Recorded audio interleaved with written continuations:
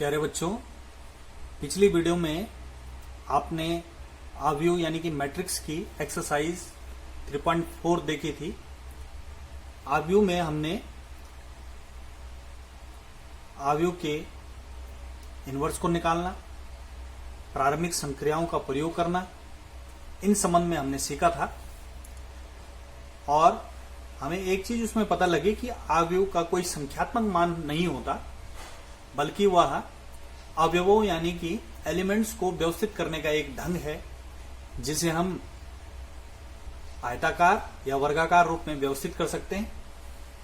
आइए देखते हैं अब आव्यूह के उस संख्यात्मक मान की तरफ हम जाते हैं, जिसे सारणी कहा जाता है, डिटर्मिनेंट के नाम से आप जानते हैं। सबसे पहले देखते हैं सारणी की संकल्पना, कॉन्सेप्ट ऑफ डिटर्मिनेंट। जैसा कि आप क्लास 10th में पढ़ चुके हैं, चैप्टर 3 दो चर वाले रैखिक समीकरण, pair of linear equation in two variable. उसमें हम दो चर वाले रैखिक समीकरणों को विभिन्न विधियों से हल करने की कोशिश करते हैं।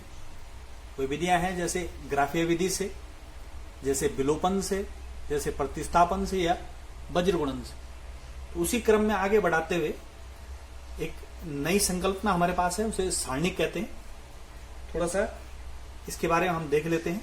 सबसे पहले देखते हैं किन्हीं दो समीकरणों पे हम विचार कर लेते हैं।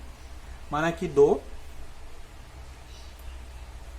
समीकरण, या मैं लिखूं तो रैखिक समीकरण।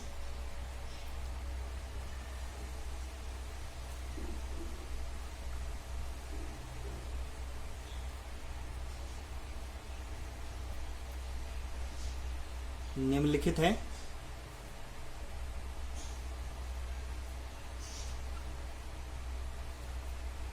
जैसे हम लिख सकते हैं कि हमारे पास समीकरण है a1x plus b1y equals to 0, ये पहली, और a2x plus b2y equals to 0, ये दूसरी। अब जैसे हम कक्षा 10 में इनको हल करते थे, वैसे ही प्रयास करते हैं इनको हल करने का। तो इनको हल करने के लिए हम विलोपन विधि से हल करते हैं। तो किस तरीके से, अगर हमें ये x का मान अगर 0 ना हो, x और y का मान 0 ना हो, और a1 a2 b1 b2 हमारे पास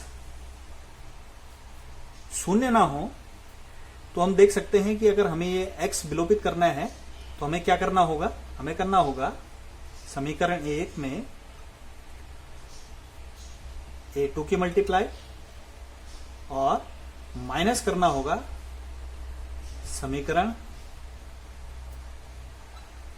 2 में a1 की मल्टीप्लाई करके। तो इस तरीके से हम करेंगे तो ये क्या हो जाएगा, ये हो जाएगा हमारे पास a1 a2x plus a2 b1y equals to 0, और ये हो जाएगा a1 a2x plus b2 a1y equals to 0। अब हम इनको घटाएंगे तो ये कैंसिल हो जाएगा, और ये आ जाएगा हमारे पास a2 b1 y minus b2 a1 y equals to 0। इसको लिखा जा सकता है a2 b1 minus b2 a1 y equals to 0। इस y की हम साइड चेंज कर देंगे तो ये बच जाएगा हमारे पास a2 b1 minus b2 a1 equals to 0। या हम इसको लिख सकते हैं माइनस कॉमन लेके, इस तरीके से माइनस कॉमन ले लिया हमने। ये हो गया a1 b2 minus b1 a2 equals to 0। Minus इधर चला गया, माइनस 0 0 ही होता है, तो इसको लिख सकते हैं हम a1 b2 minus b1 a2 equals to 0। और इसका जब हम प्रसार करेंगे, या इसको जब हम व्यवस्थित सारणी के रूप में लिखेंगे, तो ये किस तरीके से हो जाएगा, ये हम इसको लिख सकते हैं a1 b2 minus b1 a2 को हम लिख सकते हैं इस तरीके से a1 A2 B1 B2 और इसे ही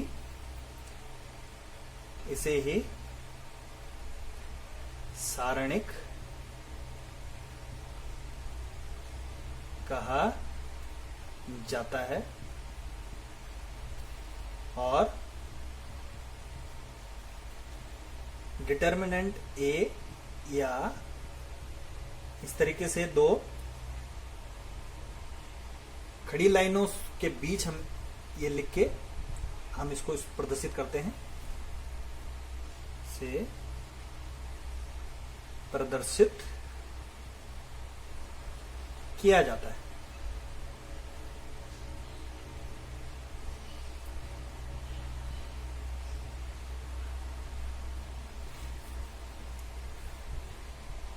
आप जैसे कि देख रहे हैं कि इस सारणिक में पंक्तियां यानी कि रोज कितनी है 1 और ये 2 और कॉलम भी कितने हैं 1 और 2, तो यानी कि इसका इस सारणी का ऑर्डर क्या हो गया, इसलिए यहां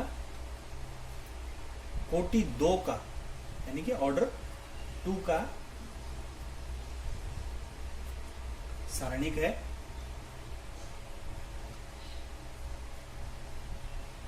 और इस सारणी का प्रसार बिल्कुल ऐसा होगा, ये A1 B2 minus B1 A2। ध्यान रखने वाली बात यह है कि जैसे आव्यूह में हमारे पास आयताकार भी आव्यूह था और वर्गाकार भी आव्यूह था, लेकिन सारणिक में हमेशा हमारे पास वर्गाकार यानी कि स्क्वायर शेप में ही सारणिक होगा। अब हमारे पास अगर हम देख लेते हैं कि 2 की बजाय 3 समीकरण हो, 3 रैखिक समीकरण, तो 3 कोटि का आव्यूह किस तरीके से, 3 कोटि का सारणिक हमारे पास किस तरीके से होगा, कोटि 3 का ऑर्डर 3 का 3 का सारणिक। तो हम देख लेते हैं सबसे पहले मैं आपके लिए इक्वेशन लिख लेता हूं कि किस तरीके से होंगी अगर रैखिक समीकरण हमारे पास हो A1x B1y plus C1 equal to 0, दूसरी हो A2x plus B2y plus C2 equal to 0 और तीसरी हो A3x plus B3y plus C3 equal to 0। ये हमारे पास 3 समीकरण इस तरीके से हमें दे दी गई। तो इसको सारणिक रूप से हम किस प्रकार लिख सकते हैं, इसको सारणिक रूप से हम इस तरीके से लिखेंगे, ये हो जाएगा हमारे पास A1 A2 A3 B1 B2 B3 C1 C2 C3 इस तरीके से। और इसका प्रसार भी आप साथ साथ देख लेंगे। मैं पहली पंक्ति के अनुसार इसका प्रसार करता हूं, अभी मैं समझाता हूं आपको, पहले प्रसार देख लीजिए, उसके बाद मैं समझाता हूं कि प्रसार करना किस तरीके से हमने। तो पहले पंक्ति के अनुसार मैं इसका प्रसार कर रहा हूं, तो यह है A1 और हम लिख लेंगे B2 C3 minus C2 B3 minus B1 A2 C3 minus C2 A3 plus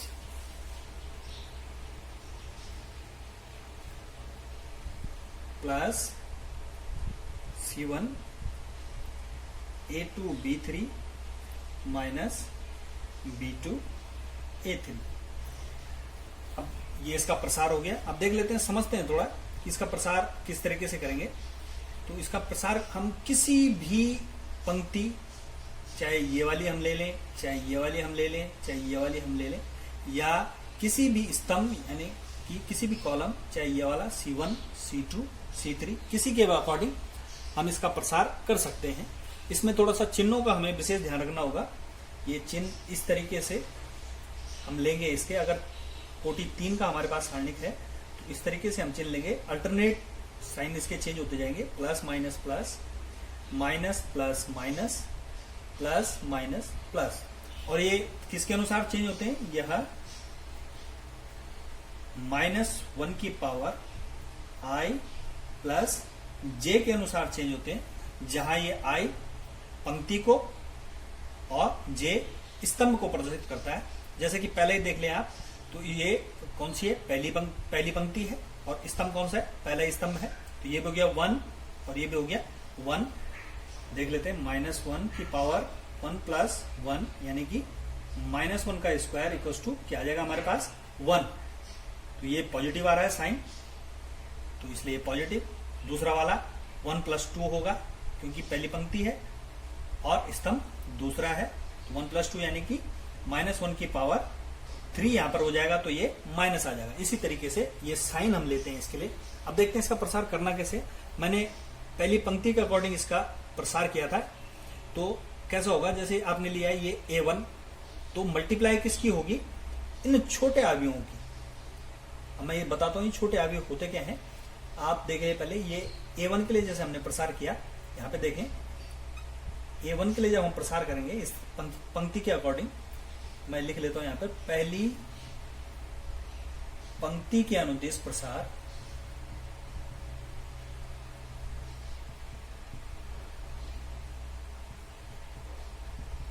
पहली पंक्ति के अनुदेश प्रसार किस तरीके से होगा हमारा, ये है A1, तो ये हो जाएगा B2C2, ये वाला B2C2, B3C3। उसके बाद दूसरा हमारा क्या साइन था, माइनस, फिर है B1 हमारा बाहर, तो B1 वाली लाइन छोड़ देंगे, ये इधर छोड़ देंगे, ये किनारे वाले ये दो एलिमेंट, ये क्या है A2C2, A3C3, इस तरीके से। और फिर तीसरा एलिमेंट हमारा प्लस में और C1, तो इसके साइड वाले जो इसके सामने है वो वाले एलिमेंट छोड़ देंगे, बचा हुआ कौन सा है A2B2 और A3B3। इनको सॉल्व करेंगे तो बिल्कुल ये इस तरीके से आएगा। आप देख रहे हैं कि ये क्या हो रहा है, A1 और B2C3 माइनस, बीच में माइनस B3C2 या C2B3, इस तरीके से।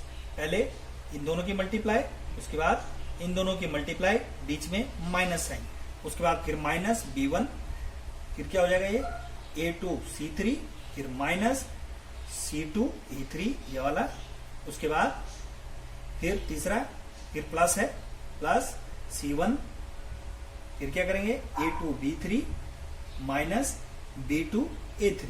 इस तरीके से आप इनका प्रसार कर लेंगे, बिल्कुल एज इट इज, इस तरीके से इसका प्रसार हो जाएगा। आप मेरे हिसाब से आप समझे होंगे कि किस तरीके से हम इसका प्रसार करेंगे। आपके पास केवल कोटि 3 तक ही सारणिक हमें दे रखे हैं। बड़ी कक्षाओं में आप इससे बड़ी कोटि के भी सारणिक पढ़ेंगे। अब देख लेते हैं इसमें आगे। अब जैसा कि आप जानते हैं कि प्रत्येक जो सारणिक है उसका रूप कैसा होता है, प्रत्येक सारणिक का, ये इंपॉर्टेंट चीजें जो मैं आपको बता रहा हूं, प्रत्येक सारणिक का रूप वर्गाकार होता है, यानी कि स्क्वायर शेप में वो होते हैं, जबकि आव्यूह में आप जानते हैं कि वो आयताकार भी हो सकता है और वर्गाकार भी हो सकता है। इसी तरीके से प्रत्येक सारणिक में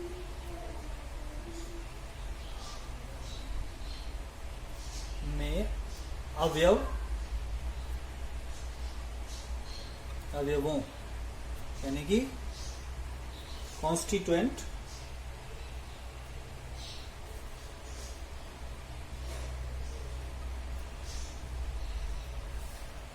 की संख्या कितनी होती है, सारणी की जो कोटि होती है, सारणिक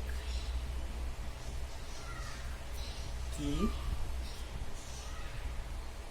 कोटि के स्क्वायर के बराबर उसमें अवयवों की संख्या होती है। जैसे कि ये मैंने आपको बताया था कितने 3 कोटि का अवयव है, तो इसमें अवयवों की संख्या कितनी होगी, 3 का स्क्वायर यानी कि 9। जैसे कि आप देख सकते हैं 3, 3 6 और 3 9 इसमें अब अवयव हैं हमारे पास।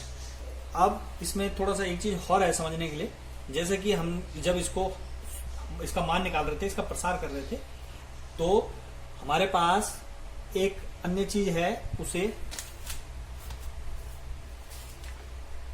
उपसारणिक यानी कि माइनर्स कहते हैं। थोड़ा समझ लेते हैं माइनर्स के विषय में भी। ये अपने प्रश्नों के लिहाज से नहीं, लेकिन समझने के लिहाज से बहुत जरूरी है। उपसारणिक क्या होता है? उपसारणिक, इसको माइनर्स भी कहते हैं, माइनर्स। तो ये किस तरीके से होता है कि अगर किसी सारणी का अगर हम प्रसार कर रहे हैं और जिस अवयव के हिसाब से हम उसका प्रसार कर रहे हैं, अगर उसकी हम पंक्ति को छोड़ दें और स्तंभ को भी हम क्या कर दें, छोड़ दें, तो जो बचे हुए अवयवों का डिटर्मिनेंट होता है वो हमारा क्या कहलाता है? वो हमारा उपसारणिक कहलाता है। जैसे A1 के लिए उपसारणिक क्या था? B2 C2 B3 C3। ये क्या हो गया? उपसारणिक हो गया।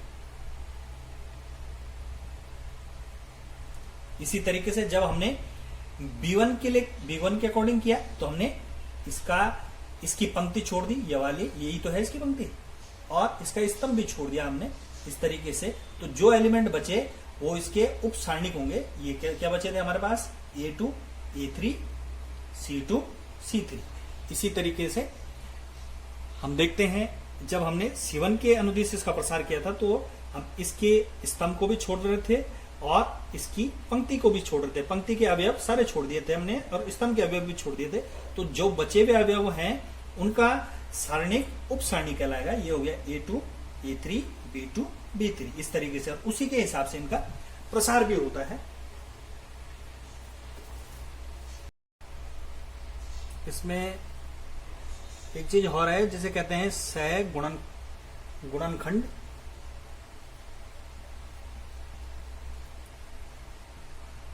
यानी कि कोफैक्टर।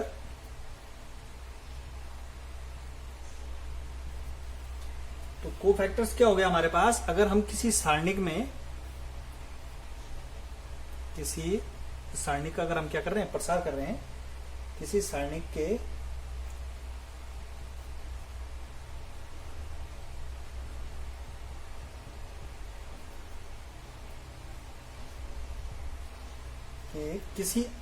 किसी अवयव का सह गुणनखंड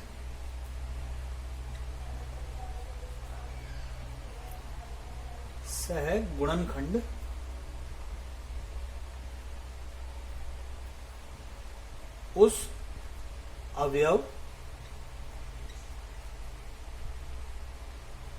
के उपसारणिक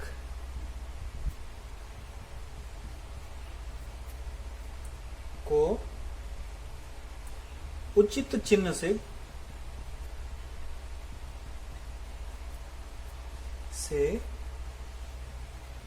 गुणा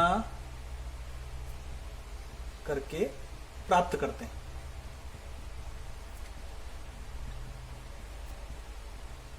अब उचित चिन्ह के विषय में आप पहले ही जान चुके हैं। उचित चिन्ह इस तरीके से हम उचित चिन्ह निकाल सकते हैं, -1 की पावर i+j से, वही उसका उचित चिन्ह होता है। और सीधे ही आप ध्यान रख सकते हैं कि पहला पॉजिटिव, उसके बाद अगला नेगेटिव। अब चाहे आप पंक्ति के हिसाब से जा रहे हैं चाहे स्तंभ के हिसाब से, plus minus plus minus plus, कहीं से भी चले आप, plus minus plus minus plus, इस तरीके से आप कर सकते हैं इसको।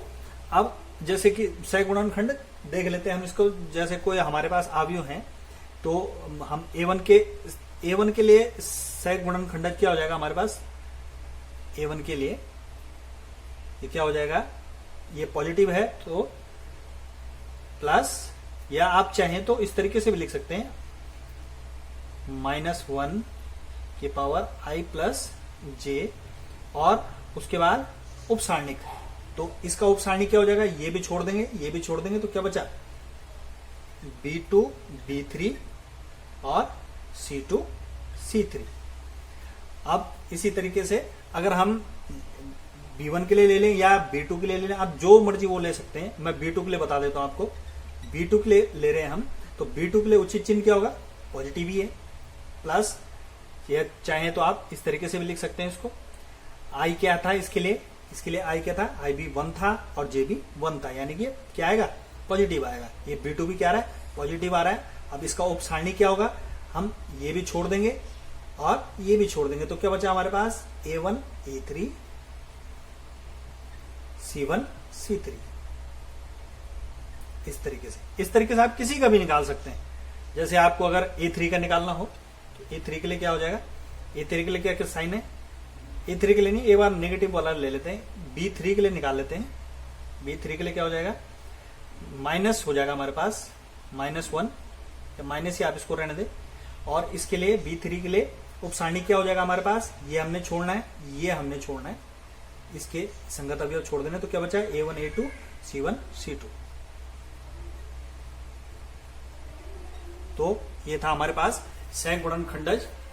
अब हम देख लेते हैं, इसमें एक प्रमेय है, ये प्रमेय आपको सीखनी जरूरी है, इस वजह से मैं आपको ये बता रहा हूं कि ये प्रमेय कह रही है किसी सारणिक का मान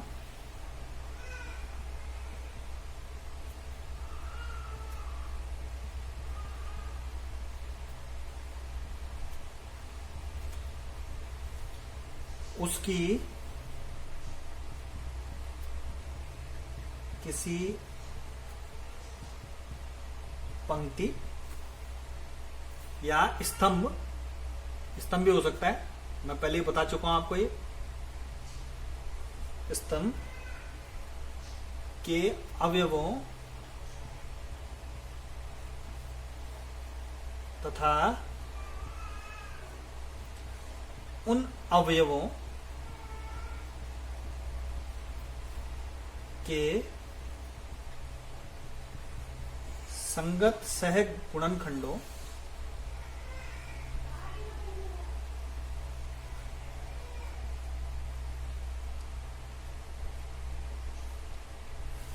के गुणनफल के योग के बराबर होता है।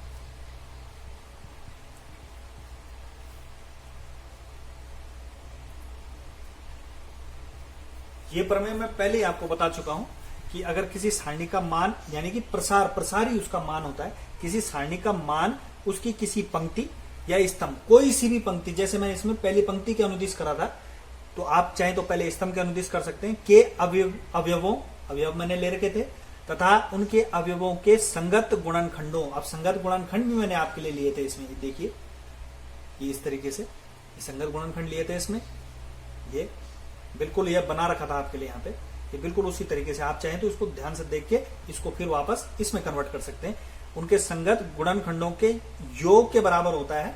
अब उसका साइन हम लेंगे तो उसके बाद जोड़ देंगे उनको, तो वही उसका मान कहलाएगा। जैसे कि इसमें मैंने कर रखा था कि A1 मैंने लिया था, उसके बाद A1 का क्योंकि ये पहली पंक्ति पहला स्तंभ है, इसका साइन क्या हो जाएगा, पॉजिटिव हो जाएगा। और उपसारणिक हमने ले लिया था इसमें B2 B3 C2 C3। उसके बाद हमने इस पंक्ति का दूसरा अवयव B2 लिया था। अब B2 का साइन क्या है, माइनस है, माइनस हमने ले लिया था। उसका उपसारणिक ये छोड़ देते हैं, ये छोड़ देते हैं, A2 C3, ये A2 A3 C2 C3 A2 A3 C2 C3 हमने किया, प्लस C1 हमने ले लिया था तीसरा एलिमेंट, ये छोड़ दिया था, ये छोड़ दिया था, ये क्या हो गया A2 A3 B2 B3। और इनको जब हम इसमें रख के जोड़ेंगे तो हमारा क्या आ जाएगा, इस सारणिक का मान हमें प्राप्त हो जाएगा। अब हम सारणिक के गुणों के विषय में देखेंगे। अब देखते हैं हम सारणिक के गुणधर्म, properties of determinants.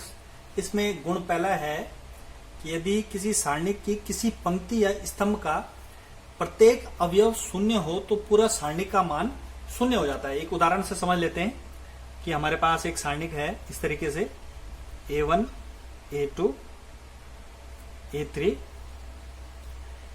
B1 B2 B3, और इसका जो तीसरी पंक्ति है इसके सारे एलिमेंट हम क्या ले लेते हैं, 0 ले लेते हैं। तो इसका प्रसार मैं इसी पंक्ति के अनुदिश इसका प्रसार कर लेता हूं, तो क्या हो जाएगा, ये प्लस माइनस प्लस यानी कि 0, और इसका उपसारणिक माइनस क्या हो जाएगा, ये छोड़ देंगे, ये छोड़ देंगे, ये आ जाएगा A2 B2 A3 B3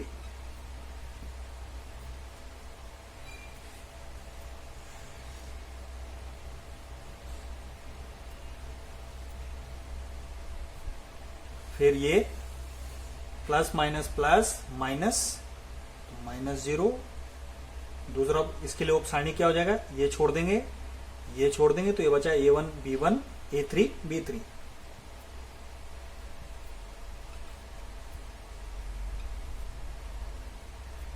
और उसके बाद ये प्लस माइनस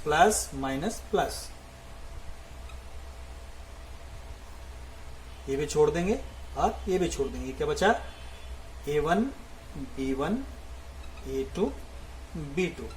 मैंने किसके अनुदिश करा इसका प्रसार, तीसरी पंक्ति के अनुदिश प्रसार करने पर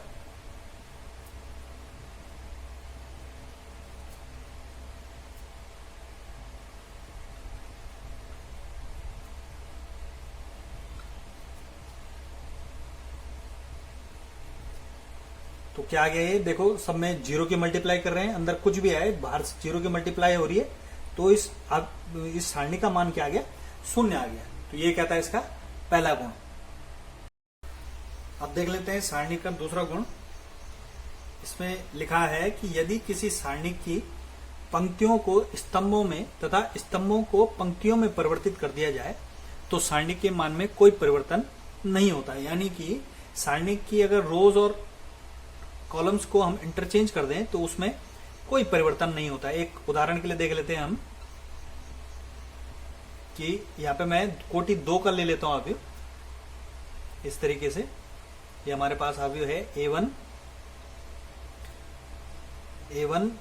B1 A2 B2।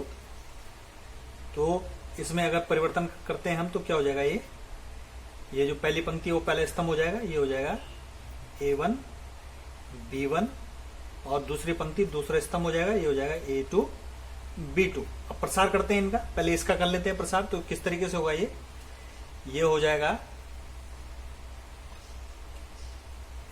इसका प्रसार देखते हैं। तो ये क्या हो जाएगा, A1 B2 minus B1 A2, ये इसका प्रसार हो गया। और इसका प्रसार भी देख लेते हैं हम। इसका प्रसार क्या हो जाएगा, A1 B2 माइनस A2 या B1 A2। जैसे कि आप देख रहे हैं कि ये दोनों मान बिल्कुल एक जैसे, A1 B2 minus B1 A2, इस तरीके से ये दोनों बराबर हैं। तो यानी कि अगर हम किसी पंक्ति के अनुदिश इस सारणी को हल करते हैं या किसी स्तंभ के अनुदिश इस सारणी को हल यानी कि इसका मान निकालते हैं तो उसके मान में कोई भी परिवर्तन नहीं होता है। तो हम इंटरचेंज करेंगे तो सारणी के मानों में कोई भी परिवर्तन नहीं होगा। अब देख लेते हैं सारणी का तीसरा गुणधर्म। यदि किसी सारणी की किन्हीं दो पंक्तियों या स्तंभों को परस्पर बदल दिया जाए तो सारणी का चिन्ह बदल जाता है परंतु उसका संख्यात्मक मान वही रहता है। तो उदाहरण के लिए एक 2x2 का मैं एक सारणी ले लेता हूं। ये हमारे पास कोई सारणी है A1 B1 A2 B2। तो देखते हैं मैं क्या कर रहा हूं, इनकी स्तंभों को बदल रहा हूं। तो ये क्या हो जाएगा, ये हो जाएगा, ये दूसरा C2 C1 हो जाएगा, B1 B2 और C1 C2 हो जाएगा, यानी कि ये हो जाएगा A1 A2। अब देख लेते हैं इसका मान क्या आता है। इसका प्रसार करेंगे, ये हो जाएगा A1 B2 minus B1 A2 और ये क्या हो जाएगा, ये हो जाएगा हमारे पास B1 A2 minus B1 B2। जैसे कि आप देख रहे हैं कि ये बिल्कुल एज इट इज है लेकिन साइन इनके चेंज हो गए। A1 B2 यहाँ पॉजिटिव है, A1 B2 यहाँ नेगेटिव हो गया और B1 A2 यहाँ नेगेटिव है तो यहाँ ये पॉजिटिव हो गया।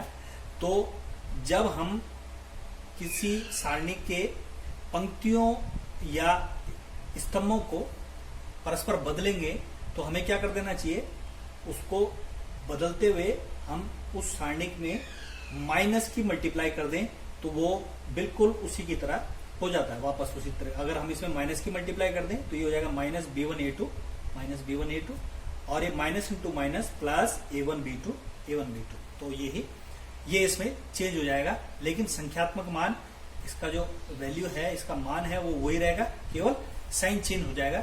यह गुणधर्म कहता है।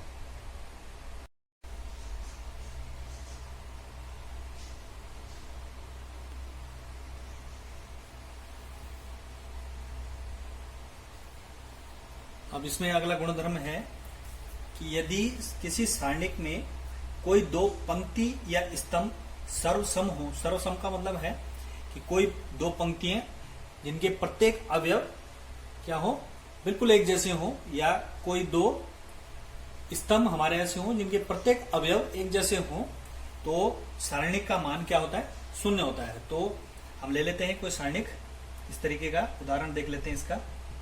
मैं कोटि 3 का एक सारणिक ले रहा हूं आपके लिए। ये इस तरीके से A1, कोई दो, मैं इसमें पहले दो स्तंभ एक जैसे ले लेता हूं,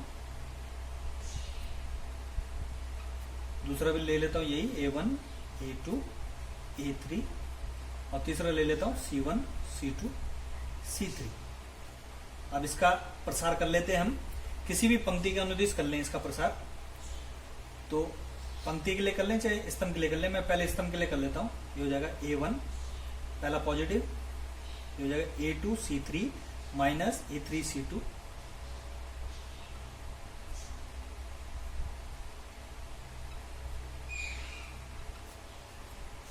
उसके बाद प्लस माइनस यानी कि माइनस का A2, ये छोड़ देंगे, ये छोड़ देंगे, ये आ जाएगा A1 C3 minus A3 C1, उसके बाद प्लस A3 के लिए ये क्या हो जाएगा, ये भी छोड़ देंगे, ये भी छोड़ देंगे, ये हो जाएगा A1 C2 minus C1 A2। प्रसार कर लें इसका, ये हो जाएगा A1 A2 C3 minus A1 A3 C2 minus A1 A2 C3 minus into minus plus A2 A3 C1 plus A3 A1 A3 C2 plus into minus minus A2 A3 C1। देख लेते हैं क्या कैंसिल हो रहा है इसमें। यह है A1 A2 C3, ऐसा कहीं है, ये है, इससे कैंसिल। फिर ये है माइनस का A1 A3 C2, तो कहाँ है, ऐसा कहीं है हमारे पास, ये है A1 A3 C2, ये भी कैंसिल। और ये है A2 A3 C1, तो ये है माइनस का A2 A3 C1, और ये भी कैंसिल। तो क्या आ गया, 0 हमारे पास हो गया। तो ये गुण यही कहता है कि यदि किसी सारणिक में दो पंक्ति या स्तंभ सर्वसम हो तो सारणिक का मान 0 हो जाता है। अब देखते हैं गुण नंबर 5। यदि किसी सारणिक की किसी पंक्ति या स्तंभ के प्रत्येक अवयव को किसी संख्या या राशि से गुणा कर दिया जाए तो सारणिक में उस संख्या की गुणा हो जाती है। हम ले लेते हैं, उदाहरण ले लेते हैं इसका। एक कोटि 3 का सारणिक ले लेते हैं हम। A1 B1 C1 A2 B2 C2 और A3 B3 C3। देख लेते हैं हम इसमें कि किसी एक पंक्ति में, माना कि इसकी पहली ही पंक्ति में हम किसी एक संख्या यानी कि K से हम गुणा कर लेते हैं, तो ये क्या हो जाएगा, ये हो जाएगा K A1, ये हो जाएगा K B1 और ये हो जाएगा K C1। तो हमने दिखाना है कि अगर किसी एक पंक्ति या किसी एक स्तंभ में किसी संख्या की गुणा हो रही है तो पूरे के पूरे सारणिक में उसकी गुणा हो जाती है। तो देख लेते हैं किस तरीके से ये होगा। मैं पहले पंक्ति के ही अनुसार इसको खोल देता हूं, इसका प्रसार कर लेता हूं। तो ये हो जाएगा K A1, इसको छोड़ेंगे, ये छोड़ेंगे, ये आ जाएगा B2 C3 minus C2 B3 plus minus ले लेंगे माइनस K B1, ये छोड़ देंगे, ये हो जाएगा A2 C3 minus A3 C2। अब देख लेते हैं तीसरा, ये है K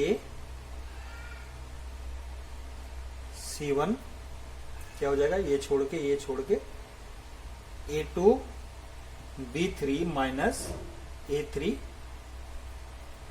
B2। तो जैसे कि आपको दिख रहा है कि K सब में कॉमन है, तो हम सबसे बाहर इसको ले सकते हैं। तो ये हो जाएगा अंदर A1 B2 C3 minus C2 B3 minus B1 A2 C3 minus A3 C2 और plus C1 A2 B3 minus A3 B2, इस तरीके से। और इसको क्या लिखा जा सकता है, इसको लिखा जा सकता है K A1 A2 A3 B1 B2 B3 और C1 C2 C3। जैसा कि ये गुणधर्म कह रहा था कि किसी सारणी के किसी पंक्ति या प्रत्येक अवयव को संख्या से अगर हम गुणा कर दें तो पूरे सारणी में उसमें गुणा हो जाती है। तो वैसे हमें इसमें प्राप्त हो गया कि इसमें पूरे सारणी में ही उसकी गुणा हो जा रही है। इसी तरीके से अगर प्रत्येक पंक्ति में हम देखें कि इस तरीके से कोई हमारे पास सारणिक हो के A1 के B1 के C1 L A2 L B2 L C2 और M A3 M B3 M C3। तो इसको हम कैसे लिख सकते हैं, इसको हम लिख सकते हैं तीनों ही जो उभयनिष्ठ है उनको हम बाहर ले लेंगे। ये हो जाएगा K L M और अंदर हमारे पास बच जाएगा A1 A2 A3 B1 B2 B3 C1 C2 C3। इस तरीके से अंदर हमारे पास मैट्रिक्स बन जाएगा। इसका एक अर्थ हम ऐसे भी समझ सकते हैं कि अगर किसी मैट्रिक्स में, किसी सारणिक में, किसी डिटर्मिनेंट में किसी संख्या की अगर गुणा पहले से हुई हो और हमें सारणिक को अपरिवर्तित रखना है, तो हम क्या कर लेंगे, उस सारणिक में जिस संख्या की गुणा हो रही है उसी का भाग दे देंगे। जैसे कि इसके लिए हम कर सकते हैं कि A1 के B1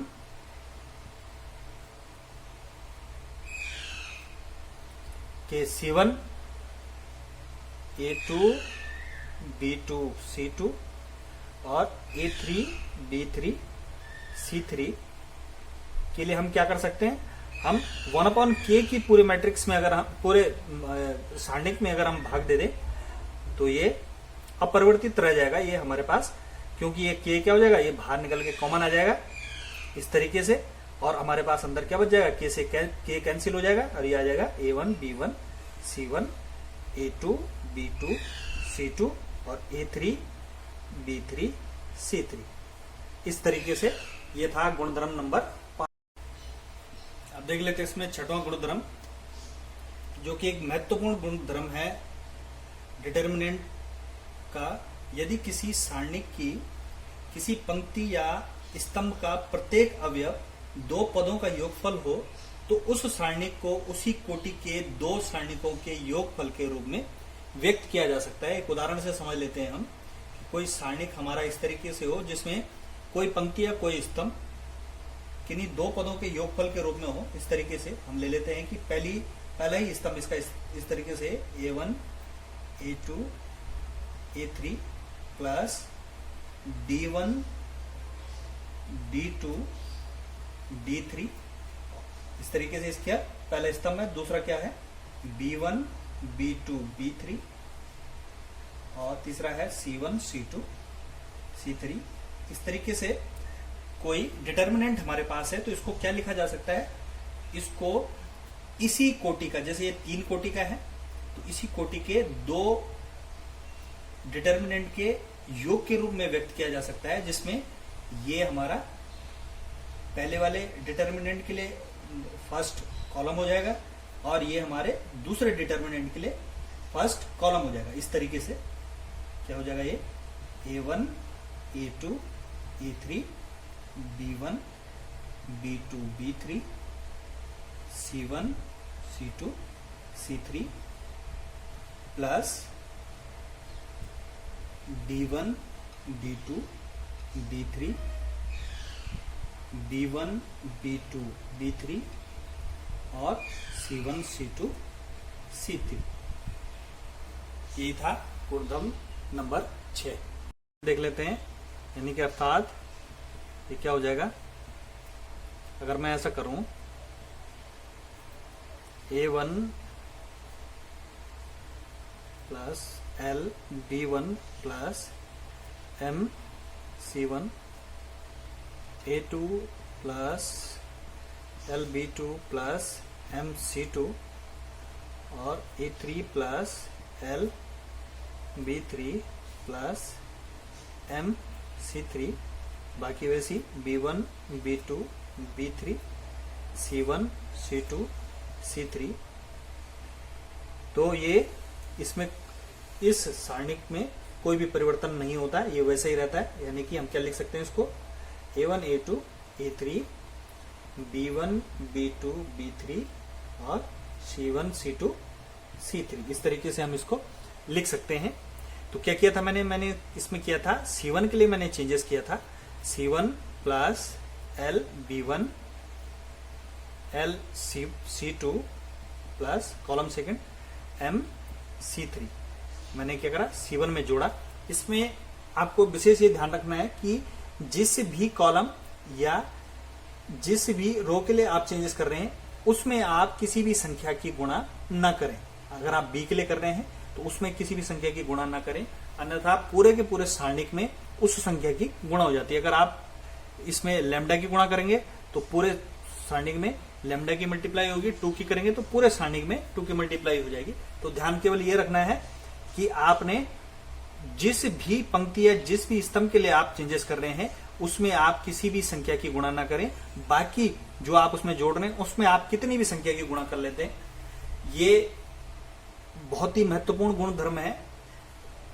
इसके सहायता से हम क्या कर सकते हैं, किसी भी सारणी को सरल बना सकते हैं। और जब हम इसका मान निकाल रहे होते हैं तो हम क्या करेंगे कि जैसे किसी पंक्ति के अनुदिश हम कोई इसको प्रसार करेंगे या किसी स्तंभ के अनुदिश इसका प्रसार करेंगे तो उसमें अधिकतम शून्य हम बना लेंगे। जैसे A2 और A3 के लिए हम इस फर्स्ट C1 के लिए हम इसको सॉल्व करें तो A2 और A3 को हम इसी तरीके से शून्य बना लेंगे, या इस पंक्ति के हिसाब से करेंगे तो इनको शून्य बना लेंगे। तो उसके लिए ये गुणधर्म बहुत ही ज्यादा महत्वपूर्ण है और इसी पर हमारी पहली प्रश्नावली हम पूरी तरीके से इस पर करेंगे। ये थे सारणी के गुणधर्म। इस वीडियो में हम इतना ही रहने देंगे। अगले वीडियो में हम शुरू करेंगे एक्सरसाइज 4.1।